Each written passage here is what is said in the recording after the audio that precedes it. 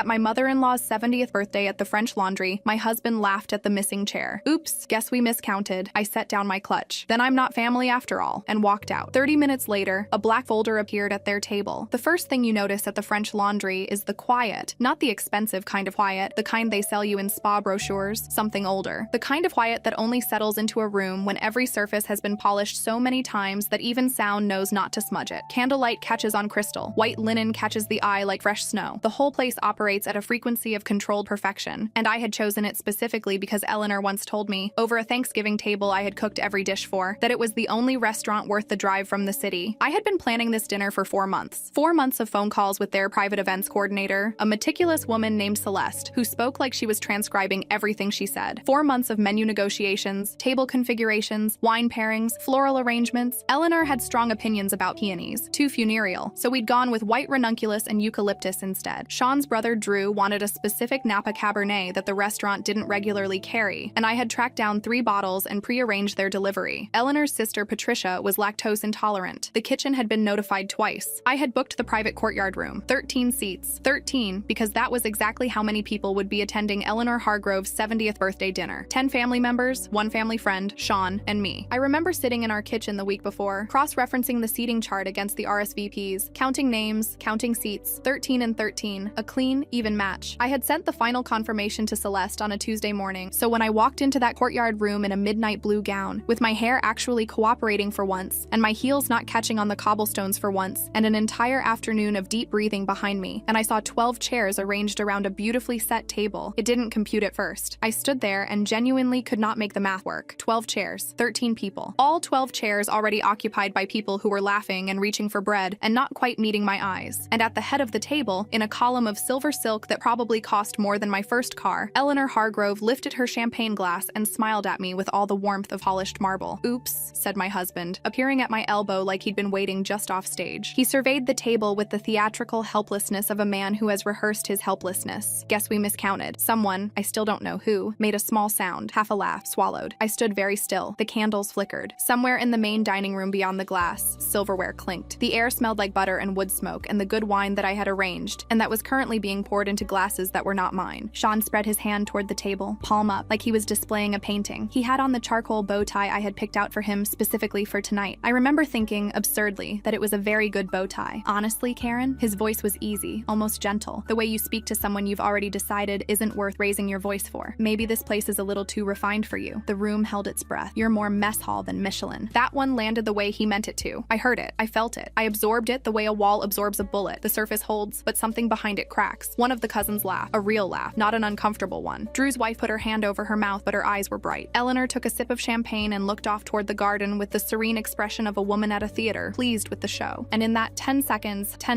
that's all it took. I understood the entire shape of what was happening. This wasn't an accident. There is no world in which 4 months of meticulous planning, a confirmed seating chart, and a private events team produce a 13-person dinner with 12 chairs by mistake. Celeste didn't miscount. The French Laundry doesn't miscount. Someone called. Someone modified the reservation. Someone removed my name from the place cards and said nothing, and then sat in that courtyard and waited to see my face when I arrived. I stood there and understood it completely. 5 years. 5 years of driving Eleanor to her cardiologist appointments when Sean had work calls he couldn't miss. 5 years of managing the family group chat that nobody else wanted to manage, of keeping track of nieces' birthdays and brothers' allergies, and the running never-ending catalog of family drama that someone always needed smoothing over. I had handled Eleanor's kitchen flood. She'd called me, not Sean, and I had coordinated the contractor, the insurance adjuster, and the temporary housing for her cat. I had handled Drew's DUI at 2 a.m. on a Thursday, made the calls, found the attorney, sat with Eleanor while she cried. I had shown up. Over and over and over, I had shown up, and I had made myself useful, and I had made myself small enough to fit into whatever shape the Hargrove family needed me to be, and they had never once, not once, considered me one of them. I could see it so clearly now. That particular flavor of contempt that comes from the people who use you. You become furniture to them. Furniture doesn't get a chair. I set my clutch on the edge of the white linen table, slowly, deliberately. The way you set something down when you want the setting down to mean something. I looked at every single face around that table. Sean with his bow tie, Eleanor with her champagne, Drew with his borrowed Cabernet, Patricia, who was lactose intolerant, who I had protected from discomfort twice this week alone, the cousin who laughed, the cousin's wife with the bright eyes, Vanessa. I noticed Vanessa, seated right next to Sean, in the chair that by all logic should have been the seat most contested at this table, given the geography. His hand was on the back of her chair, not touching her, but close. The way you hold your hand hand near something warm. Vanessa Reese Hargrove, Drew's wife, my sister-in-law, technically. Beautiful in a quiet, expensive way, like good real estate. She was looking at her bread plate with total concentration. I filed that image away. I looked back at the table. Every face. Every person I had served in one way or another, who was now sitting in silent conspiracy around a table I had booked, at a restaurant I had chosen, at a dinner I had funded, at an event I had spent 4 months building so that this family could celebrate in the manner they felt they deserved. I said very calmly, "Then it seems I'm not family after all." Not a question, not a plea, just a simple statement of fact delivered in the same even tone I used to coordinate contractors and call attorneys and manage other people's crises. Eleanor's smile, just for a second, faltered. I picked up my clutch. I turned around. I walked out of that courtyard with my back straight and my heels not catching on a single cobblestone. Behind me, a chair scraped. A whisper. Was that too much? Sean's voice, low and annoyed, the voice he used when I embarrassed him by having feelings in public. The main dining room was warm and golden and full of strangers having lovely evenings. A server smiled at me. I smiled back. I pushed through the front door and the Napa Valley air hit me, cold, clean, carrying eucalyptus and distant wood smoke. And I stood in the parking lot under a sky full of stars and let the feeling come. Not tears. Not the hot, embarrassed mess of a woman who has just been publicly humiliated by the people she loved. Something older and sharper than that. Something that had been building for 5 years in the spaces between all the times I told myself I was imagining things, I was being too sensitive. They just had a different way of showing love. Anger, yes. But underneath the anger, clarity. Because here is what Sean forgot. He forgot that I'm not just good at logistics, I'm good at finding things. And 3 days ago, 3 days before this dinner, while I was running the final confirmations and tracking the wine delivery, I found something I wasn't looking for. Let me back up. My name is Karen Whitfield Hargrove. I'm 38 years old. I have a master's degree in organizational management from Georgetown, which I have spent the last 5 years not using because Sean's career required relocating twice, and I had accommodated that. And because the Hargrove family's operational needs, which were considerable, had somehow become a second job that nobody acknowledged as a job. Before I married Sean, I worked in corporate crisis management. I was good at it. I was very good at it, actually. I could walk into a collapsing situation with nothing but a legal pad and a phone, and I would have the pieces sorted before the building finished falling. I met Sean Hargrove at a charity gala for a children's literacy nonprofit I was coordinating. He was charming, he was funny, he had Eleanor's same easy confidence and his father's dark eyes, and he told me on our third date that he had never met anyone as capable as me in his entire life. I took that as a compliment. For a long time, I took it as a compliment. I should have recognized it for what it was. He wasn't falling in love with me. He was hiring me. The marriage was good for 2 years, maybe 3. Then it became comfortable, which is different. Then it became routine. Then it became a business arrangement that only one of us was fully aware was a business arrangement. I organized, I managed, I accommodated, I smoothed. Sean worked, traveled, came home tired, accepted the household I had running and the family I kept in order, and the problems I handled before they could reach him. I told myself this was partnership. This was how marriages worked. This was what it looked like to be a team. 3 days ago, on a Monday afternoon, I was sitting at Sean's desk. My desk is in the second bedroom, but his home office has the better printer, printing final confirmations for the dinner. His laptop was open to his email because he'd been using it and stepped away. I wasn't looking. I was waiting for the printer. The email was right there on the screen. Subject line, Thursday. Sender, V, body. I can't wait to see you. Try not to look at me too long or they'll figure it out before she does. I read it 3 times. The printer had my dinner confirmations. I collected them. I set them in a neat stack. I closed the documents. I went upstairs to the bedroom, sat on the edge of the bed, and I felt something very calm and very cold settle into the center of my chest, like ice water finding its level. She had said before she does. Present tense, ongoing. I went back to the desk. I opened his email and I searched methodically the way I had been trained to search, by sender initial, by date range, by attachment. What I found had been going on for 14 months. 14 months. A year and 2 months. The second week of last October, which was, I cross-referenced, the Columbus Day weekend, Sean had attended a work conference in San Francisco that I hadn't been invited to because it was client-facing and not really a +1 situation. I had sent him a care package. I found the hotel receipt in an email folder he'd labeled with a single period, a period as a folder name, the kind of thing that doesn't show up in casual browsing. 2 nights at the Hotel Emblem in San Francisco. The room charged to a credit card I had never seen a statement for. Visa ending in 4471. I wrote down the number. The messages were thorough. I didn't read them all. I read enough. The name Vanessa appeared over and over, and each time I read it, I thought about the Hargrove Christmas party and Easter and Drew's birthday last spring where Vanessa had hugged me and said my dress was beautiful and meant it. I was sure she had meant it. I thought about Eleanor, who had Vanessa to dinner twice a month and had specifically requested she be seated at the head table tonight. I thought about the seating chart. Vanessa right next to Sean. I thought about that word. Miscounted. I sat at that desk for a long time. Then I picked up my phone and called Michael Reyes. Michael Reyes, JD, has been practicing family law in the Bay Area for 22 years. He has a particular specialty in high-asset divorce proceedings and is, and I say this with complete professionalism, the most unflappable human being I have ever met. I had referred 3 separate people to Michael over the years, 2 of them Sean's relatives, because I was the person people called when they needed a good attorney and didn't know where to start. Michael had sent me handwritten thank you notes each time. He picks up on the second ring. "Michael," I said, "I need to retain you, not for a friend this time." A pause, then, "Tell me what you have." I told him what I had. I spent the next 2 days working in parallel. Outwardly, I finalized the dinner, confirmed the wine, confirmed the table, confirmed the flowers. Inwardly, with the focused intensity of someone who has found a second gear they forgot they owned, I documented everything. I photographed Sean's email folder on my own device. I requested, through Michael's office, a preliminary asset investigation. Our finances were more entangled than most people knew. Sean had added me to several accounts over the years in ways that now struck me as having been very deliberately strategic. Michael connected me with Diane Cho, a forensic accountant out of Oakland, who described herself on her voicemail as a forensic accountant and professional finder of things you weren't meant to find. She had been at it for 11 years. Within 48 hours, she had located the visa ending in 4471. It was tied to a business account Sean had opened in the name of a consulting LLC that I had never heard of, registered in Nevada, apparently functional since 2019. "This predates your marriage," Diane told me on the phone, her voice entirely neutral. "He set this up 9 months before your wedding." I wrote that down too. The third person I called was Dr. Lena Park, a licensed therapist I'd been seeing sporadically for 2 years, for what I had vaguely categorized as stress. Dr. Park, whose gentle, careful observations I had been politely minimizing for 24 months, listened to me describe the email folder and the LLC and the missing chair with the expression, I could hear it, of a woman who has been waiting for someone to finally see what she's been seeing all along. "I'm not in crisis," I told her. "I want to be clear about that. I just needed to tell someone who couldn't be subpoenaed." Dr. Park said, "I'm glad you called. And Karen, you're allowed to be in crisis. You know that, right?" I told her I'd circle back to that. Michael compiled everything into what he called, without flourish, the folder. Hotel receipts printed with timestamps, screenshots of messages authenticated by the retrieval method, Exhibit A through Exhibit F, the LLC documentation, a preliminary summary from Diane, 3 pages, itemizing discrepancies in our joint financial records that suggested Sean had been quietly redirecting assets for, at minimum, 2 years. A cover letter from Michael's office, formal and precise, notifying Sean Hargrove of my intent to pursue dissolution of our marriage on grounds that Michael had made very clear would survive any scrutiny. The folder was black, standard legal binder. It looked completely unremarkable. Michael and I met at a coffee shop in St. Helena on the afternoon of the dinner. He wore a dark suit and drank black coffee and reviewed the contents one final time with the focused equanimity of a man who has handed many black folders to many people and has learned not to enjoy it too much. "You're sure about the timing?" he asked. "I need them all in the room," I said. "I need Vanessa in the room." He looked at me for a moment. "That's a choice." "I know." He nodded. That was the end of the discussion. We agreed. 30 minutes from my call. Enough time for them to be settled, for the wine to be open, for the celebration to be in full swing. Long enough for me to be gone before he arrived, so that my absence would be noted and processed, and then the folder would arrive. I have to be honest with you. The missing chair shook me more than I expected. I had known it was coming. I had deduced it, somewhere in the cold, logical architecture of those 48 hours of planning. But I hadn't known it completely until I was standing there. I hadn't known that it would be Sean who said it, that he would look at me in the restaurant I had chosen, under the flowers I had selected, at the table I had booked with my own money, and tell me I was more mess hall than Michelin. I hadn't known how much I had still been hoping I was wrong. I wasn't crying in that parking lot. I want to be clear about that. But I was shaking, very slightly, and I sat in my car for a long moment with my hands in my lap, and I let myself feel it fully. The 5 years of it, the shape of what I had been to these people, the careful architecture of smallness they had built around me until I had almost believed it was my natural size. Almost. I scrolled to Michael's number. I hit call. He answered on the second ring. "Bring the black folder to their table," I said. 30 minutes. Understood. I started the clock. I want to tell you what I know happened in that room, because I have since been told, by Drew actually, of all people, who called me 6 weeks later and spoke in a very different register than I had ever heard from him, in significant detail. The third course had just arrived. Eleanor was mid-toast. Something about family, about legacy, about the Hargrove name. Everyone had their glasses up. There was apparently a general air of festivity with an undertone of mild awkwardness, because the missing chair moment had been stranger than anyone quite admitted, and someone, it was Patricia, it was always going to be Patricia, had already whispered to her husband that maybe they had gone too far. The door to the private courtyard opened. A man in a dark suit walked through. Not a restaurant employee. His bearing was wrong, too deliberate, too purposeful. He carried a black folder. He walked directly to Sean's seat, set the folder on the white linen in front of him, said Mr. Hargrove, and walked out without another word. Drew told me the table went completely silent. Sean picked up the folder. His hands were steady. He is very good at presenting steadiness. It's one of his best qualities. It's what made him so effective at managing my perceptions for 5 years. He opened it. The first page was Michael's cover letter, which opened with the sentence, "Please be advised that Karen Whitfield Hargrove has retained this office in connection with the dissolution of her marriage to Sean Sean Marcus Hargrove. Below that, Exhibit A, a printed screenshot of the email from V, the subject line, the body, the date, the timestamp. Sean's hands did not remain steady. Drew said he watched his brother's face do something that took about 4 seconds and covered a lot of ground. Exhibit B, hotel receipt, hotel emblem, San Francisco, 2 nights, October 14th, 16 of the previous year. Visa ending in 4471, 2 occupants. Exhibit C, a selection of messages printed on clean white paper that began with small things, thinking about you, and became, over 14 months, something considerably less small. Vanessa's full name appeared in those messages. Vanessa Reese Hargrove, spelled out clearly, time-stamped carefully. Vanessa was sitting 3 feet to Sean's left. Drew said she reached for her water glass and knocked it over. He said Eleanor made a sound he had never heard her make before, something small and involuntary, like she'd touched something hot. He said nobody spoke for a very long time. He said the server came in to check on the table and then backed out immediately with the instincts of someone who has encountered human catastrophe in a professional context before. He said Sean closed the folder very carefully, set it on the table, and looked at the space where I was supposed to be sitting. I was in my car on the road back to the city when the 30 minutes elapsed. I wasn't listening to music. I was just driving, watching the headlights catch the vineyard rows on either side of Route 29, those dark geometries scrolling past like columns in a ledger being tallied. The valley was dark and enormous and entirely indifferent to the dinner behind me. My phone buzzed at 9:47 p.m. Sean. I let it ring. It buzzed again at 9:51. Eleanor's number. I let that ring too. Drew called at 10:04 and I let that ring. And by the time I crossed the Bay Bridge, it had rung 4 more times from 4 different numbers, and I had let all of them ring. And I drove through the tunnel with the city lights spread in front of me and felt, for the first time in 5 years, like I was driving somewhere I was actually going. I had been staying with my college roommate, Sarah, for the past 2 days. Another thing I had arranged quietly, in parallel with everything else. My bag was already there. The cats were there. Sarah had a guest room that smelled like cedar and had blackout curtains, and I had, the night before, slept for 8 hours straight without once waking up to check my phone. I didn't cry that night either, or the next morning. I cried on a Thursday afternoon, 11 days later, in Dr.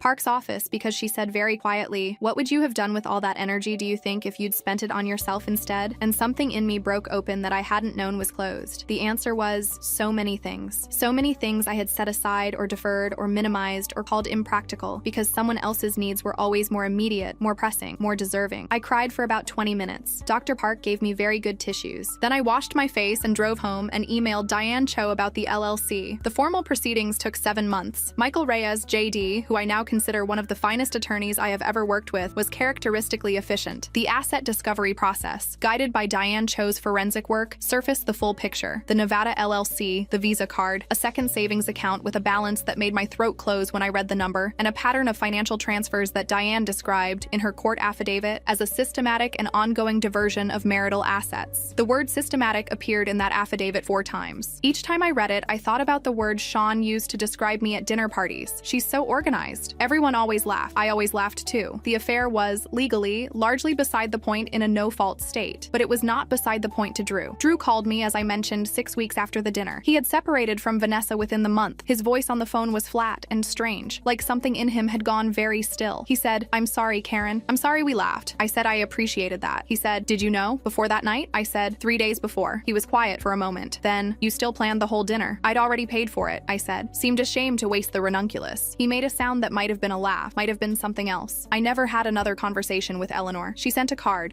handwritten on ivory stock, that arrived 6 weeks into the proceedings. It said, "I hope you understand this was never about you." I read it twice. I set it down. I thought about all the ways that sentence was the most honest thing she had ever said to me. Then I forwarded it to Michael, who filed it in a folder labeled simply Correspondence. It has been 14 months since I sat in that parking lot watching the warm glow of the French Laundry's windows and waited for the clock to run down. I have an apartment in San Francisco now, the upper floor of a Victorian and Coal Valley, with bay windows that catch the afternoon light and a desk that is mine, positioned in front of those windows, where I sit every morning with good coffee and work on the consulting practice I am rebuilding from scratch, organizational crisis management. The thing I was trained for before I got hired without knowing it by a family that needed a manager and called it a marriage. My first 3 clients found me through referrals. 2 of them, I will tell you, are personal friends of Eleanor Hargrove's. Word travels in a particular register among particular people, and the word that traveled about me was apparently, "She is exceptional and you should not underestimate her." I take some satisfaction in that. Dr. Park and I meet on Tuesdays now, and the sessions are different. Still work, because the work is never really finished, but a different kind of work. Less excavation, more construction. She asked me once, recently, if I still thought about that parking lot, if it was traumatic, that moment. I thought about it for a while. The parking lot wasn't traumatic, I said. The 5 years before it were. The parking lot was just where I finally stopped. She wrote something down. She does that when I say something she thinks is true. Sarah came up from Los Los Angeles last spring and we had dinner. Just us, a small restaurant in the Mission. Nothing Michelin, very much mess hall. Absolutely perfect. And somewhere in the middle of a second bottle of wine, she said, "Can I ask you something? When you were in that parking lot, when were you scared?" I thought about the cold air, the vineyards dark past the lights, my hands in my lap. "No," I said. "I think that was the first time in years I wasn't." She raised her glass. I raised mine. Outside, the city moved in its enormous, indifferent way, doing what cities do, holding all those lives inside it, all those perfectly set tables and all those missing chairs, and all the people who are finally, after a long time, finding their way toward a seat that was always theirs.